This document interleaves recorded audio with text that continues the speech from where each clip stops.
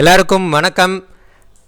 எல்லாருமே டான்செட்டுக்கு ரொம்ப தீவிரமாக ப்ரிப்பேர் பண்ணிகிட்டு இருப்பீங்கன்னு நினைக்கிறேன். ஸோ இன்றைக்கி தான் நமக்கு last day of preparation. Because நாளைக்கு நமக்கு எக்ஸாம் ஸ்டார்ட் ஆயிரும். ஸோ நாளைக்கு எக்ஸாம் ஸ்டார்ட் ஆகிறதுனால இன்றைக்கி நீங்கள் என்ன பண்ணலாம், அதே மாதிரி எக்ஸாம் ஹாலில் போயிட்டு எப்படி எவ்வளோ ஸ்கோர் பண்ணலாம், என்ன மாதிரி ஸ்ட்ராட்டஜிஸை ஃபாலோ பண்ணலாம், அது எல்லாத்தையுமே நம்ம இந்த வீடியோவில் பார்க்க போகிறோம். ஸோ வீடியோவை கடைசி வரைக்கும் பாருங்கள். என்ன பண்ணணும், என்ன பண்ணக்கூடாது, இந்த மாதிரியான காமன் இன்ஸ்ட்ரக்ஷன்ஸ் தான் நம்ம இந்த வீடியோவில் கொடுக்க போகிறோம். ஸோ ஃபஸ்ட்டு என்னெல்லாம் பண்ணலாம் அப்படின்னா, நம்ம இன்றைக்கி நம்ம என்ன பண்ணணும் அப்படின்னா, நம்ம இது வரைக்கும் படித்ததை ரிவைஸ் பண்ணணும். ஸோ நம்ம இது வரைக்கும் என்னெல்லாம் ப்ரிப்பேர் பண்ணியிருக்கோமோ அதை ஒருக்க ரிவைஸ் பண்ணுங்கள். புதுசாக எந்த டாப்பிக்கையும் எடுக்காதீங்க. ஸோ ரிவைஸ் பண்ணிங்க அப்படின்னா நமக்கு ஒரு கிளாரிட்டி கிடச்சிரும். அண்ட் தென் ஒரு 3 இயர்ஸ் ப்ரீவியஸ் இயர் கொஷின்ஸை ப்ராக்டிஸ் பண்ணுங்கள். அதில் இருக்கக்கூடிய கொஷின்ஸை எடுத்து சால்வ் பண்ண ட்ரை பண்ணுங்கள். இன்றைக்கி காலையிலேருந்து ஒரு நைட்டு 9 o'clock வரைக்கும் நமக்கு டைம் இருக்குதுன்னு வச்சுக்கோங்க. ஸோ அப்போ அதில் நீங்கள் என்ன பண்ணுங்கள் அப்படின்னா, ஃபஸ்ட்டு ரிவைஸ் பண்ணுங்கள். படித்ததெல்லாம் ரிவைஸ் பண்ணிவிட்டு அந்த 3 இயர்ஸ் ப்ரீவியஸ் இயர் கொஷின்ஸ் எடுத்து ப்ராக்டிஸ் பண்ணுங்கள். அதையும் ப்ராக்டிஸ் பண்ணி விதின் டைமுக்குள்ளே நீங்கள் முடிச்சிட்டிங்க அப்படின்னா, நெட்டில் ஒரு சில கொஷின்ஸை காம்படிட்டிவ் எக்ஸாமுக்கு என்ன கொஷின்ஸ் வருதுங்கிறதையும் சேர்த்து ப்ரிப்பேர் பண்ணுங்கள்.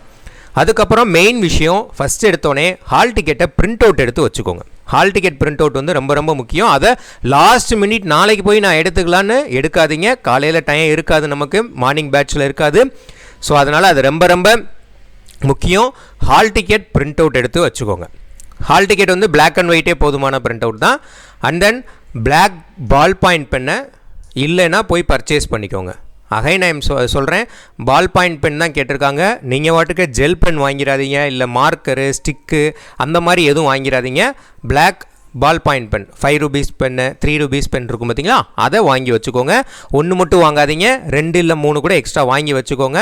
கொண்டு போகும்போதும் நாளைக்கு என்ன பண்ணுங்க அப்படின்னா 2 கொண்டு போங்க. அதுக்கப்புறம் ஹால் டிக்கெட்டோட சேர்த்து ஒரு வேலிட் ஐடி ப்ரூஃப் தேவை. அந்த ஐடி ப்ரூஃபை ரெடியாக எடுத்து வச்சுக்கோங்க. ஐடி ப்ரூஃப் ஜெராக்ஸ் எடுத்துகிட்டு போகக்கூடாது, ஒரிஜினல் எடுத்துகிட்டு போகணும். ஸோ பெட்டர் என்ன பண்ணுங்க அப்படின்னா, valid Aadhaar, mainly Aadhaar card எல்லாத்தையுமே இருக்கும், அதை நீங்கள் ஐடி ப்ரூஃபாக வச்சுக்கலாம். அதுக்கப்புறம் ரொம்ப ரொம்ப முக்கியமான விஷயம், பீஸ்ஃபுல்லான ஸ்லீப் வேணும். நல்லா சாப்பிடுங்க. வேறு இந்த சாப்பாடை அவாய்ட் பண்ணிவிட்டு நான் படிக்கிறேன்னு உட்காந்து படிக்காதீங்க லாஸ்ட் மினிட்டில். அதே மாதிரி சாப்பாடுமே ரொம்ப ஹெவியாக சாப்பிடாதீங்க. ஸோ நம்ம ஹெல்த்தை அஃபெக்ட் பண்ணுற மாதிரி ரொம்ப ஹெவியாக எதுவும் சாப்பிட்றாதீங்க இன்றைக்கி. So take care of health and mental peace ரொம்ப ரொம்ப முக்கியம். ரொம்ப ஸ்ட்ரெஸ் ஆகாதீங்க, ரொம்ப பயப்படாதீங்க, என்ன கொஸ்டின் வருமோன்ற ஃபியர்னஸ்லாம் பண்ணாதீங்க. நீங்கள் நல்ல ப்ரிப்பரேஷனை மட்டும் பண்ணிக்கிட்டே இருங்க. ரிவைஸ் பண்ணிக்கிட்டே இருங்க. நல்லபடியாக நீங்கள் எழுத முடியும், ஈஸியாக கொஸ்டின்ஸ் எல்லாமே வரும் அப்படிங்கிற கான்ஃபிடென்ட்டில் போங்க. பயந்தீங்க அப்படின்னா நீங்கள் படித்ததுமே படித்த கொஸ்டின் வந்திருந்தாலுமே நம்மளால் அதை கரெக்டாக ஆன்சர் பண்ண முடியாமல் போயிடும். ஸோ அதனால் ஃபஸ்ட்டு விஷயம் ஃபியர், நோ ஃபியர். சரியா? ஸோ அப்போ அந்த பயத்தை விட்டுட்டு மென்டலி பீஸ்ஃபுல்லாக இருங்க. ஸோ மென்டலி ரொம்ப ஸ்ட்ரெஸ் ஆகாதீங்க. எந்த கொஷின் வருமா, இதுலேருந்து இது கேட்டுட்டு என்ன பண்ணுறது, நம்ம படித்தது வரலைன்னா என்ன பண்ணுறது, அந்த மாதிரியான எந்த ஒரு கன்ஃபியூஷனுமே ஆகாதீங்க. கடைசி வரைக்கும் டில் நவ் ரிவைஸ் பண்ணிக்கிட்டு ஒரு 3 இயர்ஸ் ப்ரீவியஸ் இயர் கொஷின்ஸை சால்வ் பண்ணுங்கள். நல்லா சாப்பிடுங்க, நல்ல பீஸ்ஃபுல்லான ஒரு ஸ்லீப்பை தூங்கி எந்திரிங்க. ஓகேவா?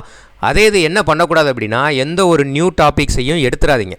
புதுசாக ஒரு டாபிக் நான் படிக்கிறேன்னு எடுக்காதீங்க. அண்ட் தென் ஸ்கோரை பற்றி யோசிக்காதீங்க. எவ்வளோ ஸ்கோர் நம்ம வாங்க போகிறோம், நம்ம நினச்ச காலேஜ் கிடைக்குமா கிடைக்காதா, அதெல்லாம் யோசிக்காதீங்க. அதெல்லாம் தான் ஃபியரை உண்டாக்குறதுக்கான பாசிபிலிட்டிஸ். ஸோ அதனால் இதை பற்றிலாம் யோசிக்காதீங்க. எந்த ஒரு புது டாப்பிக்கே எடுக்காதீங்க. புது டாபிக் எடுத்திங்கன்னா டக்குன்னு நம்மளால் படித்து இப்போ அதை நம்மளால் புரிஞ்சுக்க முடியலை அப்படின்னா அங்கே கான்ஃபிடென்ட் லெவல் குறைஞ்சிருச்சு அப்படின்னா நீங்கள் படித்ததுமே உங்களுக்கு போயிடும். அதனால் புதுசாக எந்த டாப்பிக்கே எடுக்காதீங்க. அண்ட் தென் மெயின் விஷயம், லேட் நைட் ஸ்டடியாக அவாய்ட் பண்ணிடுங்க. கண்டிப்பாக இன்றைக்கி லேட் நைட் ஸ்டடி பண்ணாதீங்க. லேட் நைட் ஸ்டடி பண்ணிங்க இப்போ நாளைக்கு நம்ம எக்ஸாமில் போய் கான்சென்ட்ரேட் பண்ண முடியாது, அங்கே நமக்கு தூக்கம் வந்துடும். ஸோ அதே மாதிரி எக்ஸாம் சென்டருக்கு ரொம்ப ரஷ்ஷாக போகாதீங்க. ரஷ்ஷானா என்ன சொல்கிறது அப்படின்னா, ரொம்ப ஆன் டயத்துக்கு ஒரு அரை மணி நேரத்துக்கு முன்னாடியே போயிருங்க. கடைசி லாஸ்ட் மினிட்ல எக்ஸாம் சென்டருக்கு ஓடி போய் எக்ஸாம் சென்டருக்கு போகாதீங்க. அதுவே என்ன ஆகும் அப்படின்னா, நமக்கு ஒரு மைண்ட் பீஸ்ஃபுல்லாக இருக்காது. அதுவே ஒரு படபடப்பாக இருக்கும். அந்த படபடப்பில் நம்மளால் ரெக்கவர் ஆகிறக்கே ஒரு ½ hour டைம் எடுத்துக்கும். அதனால் அந்த லாஸ்ட் மினிட்டாக எக்ஸாம் சென்டருக்கு போகிறத அவாய்ட் பண்ணிடுங்க. இது ரொம்ப ரொம்ப முக்கியம். And then tips to score good marks எடுக்கிறதுக்கு என்ன டிப்ஸ் அப்படின்னா, ஃபஸ்ட்டு உங்களுக்கு கொடுத்துருக்கிற கொஸ்டினில் எதெல்லாம் நல்லா தெரியுமோ அதை அட்டன் பண்ணிடுங்க. இப்போ எக்ஸாம்பிளுக்கு நீங்கள் ஃபஸ்ட்டு கொஷினை பார்க்குறீங்க. ஃபஸ்ட்டு கொஷினை பார்த்த உடனே அந்த கொஷின் உங்களுக்கு ஆன்சரே தெரியல, ரொம்ப நேரம் ட்ரை பண்ணிக்கிட்டே இருக்காதீங்க. அந்த கொஸ்டின் ஆன்சர் தெரியலனா ஸ்கிப் பண்ணிடுங்க. ஒரு கொஸ்டினுக்கு 1 மினிட் கூட டைம் எடுத்துக்கோங்க, 1 மினிட்டுக்கும் கம்மியாகவே டைம் எடுத்துக்கோங்க. ஸோ அது தெரியலனா ஆட்டோமேட்டிக்காக அதை ஸ்கிப் பண்ணிட்டு அடுத்த கொஸ்டின் போங்க. ஏன்னா நமக்கு அடுத்த கொஸ்டினில் நமக்கு தெரிஞ்ச கொஸ்டின் இருக்கலாம். நீங்கள் தெரியாத ஒரு கொஸ்டினில் ரொம்ப நேரம் டைம் ஸ்பெண்ட் பண்ணிவிட்டு கடைசியில் வரும்போது ஐயோ நமக்கு தெரிஞ்ச கொஸ்டின்லாம் இருக்கே டைம் இல்லையே அப்படிங்கிற மாதிரி போயிடும். ஸோ அதனால் டைம் மேனேஜ்மெண்ட் ரொம்ப ரொம்ப முக்கியம். அதுக்கு ஒரே விஷயம் என்னென்னா தெரிஞ்ச கொஸ்டின்ஸை டக்குன்னு ஆன்சர் பண்ணுங்கள். ஸோ ஒரு கொஸ்டின்லேயே ரொம்ப நேரம் டைம் ஸ்பெண்ட் பண்ணாமல் தெரியலையா அடுத்த கொஸ்டின் போவோம், தெரியலையா அடுத்த கொஸ்டின் போவோம். கண்டிப்பாக நமக்கு உள்ளே தெரிஞ்ச விஷயங்கள் இருக்க தான் செய்யும். ஸோ இந்த மாதிரி பண்ணிங்க அப்படின்னா ஈஸியாக டைமை மேனேஜ் பண்ணிடலாம். அப்புறம் ஓஎம்ஆர் ஷீட்டுங்கிறதுனால ரொம்ப கேர்ஃபுல்லாக ஹேண்டில் பண்ணுங்கள், பதட்டமே இல்லாமல் ஹேண்டில் பண்ணுங்கள். எதுவும் பிரச்சனையே இல்லை. சின்ன டவுட்டாக இருந்தால் கூட அந்த இன்விஜிலேட்டர்கிட்ட கேட்டு அதை செய்யுங்க. இது கேட்டால் ஏதாவது நினச்சிக்குவாங்களா அப்படிலாம் நினைக்காதீங்க. ஸோ ஓஎம்ஆர் ஷீட்டில் வந்து ரொம்ப கவனமாக ஹேண்டில் பண்ணுங்கள், பதட்டமே இல்லாமல் ரிலாக்ஸாக ஹேண்டில் பண்ணுங்கள். ஓகேவா? ஸோ இந்த ஓஎம்ஆருக்கு நான் இங்கே ஒரு ஃபுல் ஃபார்ம் போட்டிருக்கேன், ஆப்டிமல் மார்க் ரெகக்னைசேஷன். இதை கூட ஒன்றோட நம்ம கேட்கலாம். So anything can happen. So அதனால் இதையும் தெரிஞ்சு வச்சுக்கோங்கன்றதுக்காக தான் இந்த இடத்துல ஃபுல் ஃபார்ம் கொடுத்துருக்கேன். அண்ட் தென் ஒரு சின்ன விஷயம் என்னென்னா ஒவ்வொரு செக்ஷன்லேயும் ஒரு மினிமம் 10 கொஷின்ஸாவது நீங்கள் கரெக்ட் வாங்குற மாதிரி பாருங்கள். அதாவது கரெக்டாக இருக்கணும் அந்த 10 கொஷின். இப்போ எக்ஸாம்பிளுக்கு ஒவ்வொரு செக்ஷன்லேயும் 25 கொஷின் வருது, 100 கொஷின் இருக்குதுன்னா அப்போ நீங்கள் ஒவ்வொரு செக்ஷன்லேயும் மினிமம் 10 கொஷின்ஸ் கரெக்ட் வாங்கணுங்கிற மோட்டிவில் போனீங்கன்னா மினிமம் நம்ம 40 கொஷின் 100க்கு ரைட் வாங்கிடலாம். ஸோ இது ஈஸியாக வந்துருச்சு. அப்போ நான் மினிமம் தான் சொல்லியிருக்கேன். இது போக நமக்கு தெரிஞ்ச ஏதாவது கொஷின்ஸ் இருந்துச்சுன்னா அதையும் நம்மளால் அட்டன் பண்ணி ஈவன் நம்மளால் என்ன பண்ண முடியும் அப்படின்னா 100க்கு 80 to 90 கொஷின்ஸ் நம்மளால் ரைட்டாக போட முடியும். கண்டினியூஸ் ப்ரிப்பரேஷனில் இருக்கவங்களுக்கு சொல்கிறேன். கண்டினியூஸ் ப்ரிப்பரேஷனில் இருக்கவங்களால இது அச்சீவ் பண்ண முடியும். ஃபஸ்ட்டு டார்கெட்டாக மினிமம் ஒவ்வொரு செக்ஷன்லையும் ஒரு 10 கொஷினை கரெக்ட் வாங்கினீங்கன்னா 100க்கு 40 question correct. And then again நான் சொல்கிறேன், டவுட்டாக இருந்துச்சுன்னா அதை ஷேட் பண்ணாதீங்க, லாஸ்ட் மினிட்டில் பார்த்துக்கலாம். ஏன்னா டவுட்டாக இருக்குதுன்னு ஷேட் பண்ணிவிட்டு கடைசியில் ஆன்சரை மாற்ற முடியாது ஓஎம்ஆர் ஷீட்டில். ஸோ ஒரு கொஷினுக்கு 4 ஆப்ஷன் இருக்குன்னா அந்த 4ல் 1 தான் நம்ம ஷேட் பண்ணணும். மல்டிபிள் ஷேடிங் இருந்துச்சுன்னா அந்த கொஷினை கரெக்டாகவே இருந்தாலும் அதை எடுத்துக்க மாட்டாங்க எவாலுவேஷனுக்கு. சரியா? ஸோ அதனால் அதில் கவனமாக தெளிவாக இருங்க. ஓஎம்ஆர் ஷீட்டை வந்து ரொம்ப அவசரப்பட்டு ஷேட் பண்ணாதீங்க.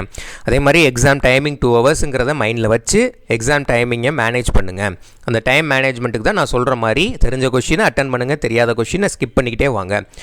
அதே மாதிரி இதில் நெகட்டிவ் மார்க் இருக்குது, 1/4 மார்க் நெகட்டிவ் ரெடியூஸ் ஆகும் தப்பாக போட்டிங்க அப்படின்னா. அதை மைண்டில் எப்போயுமே வச்சுக்கோங்க, மறந்துடாதீங்க. ஸோ தப்பாக எந்த கொஷினும் எல்லா கொஷினும் அட்டன் பண்ணிட்டு வந்துடாதீங்க. ஸோ அப்புறம் நீங்கள் மார்க்கே வாங்க முடியாது.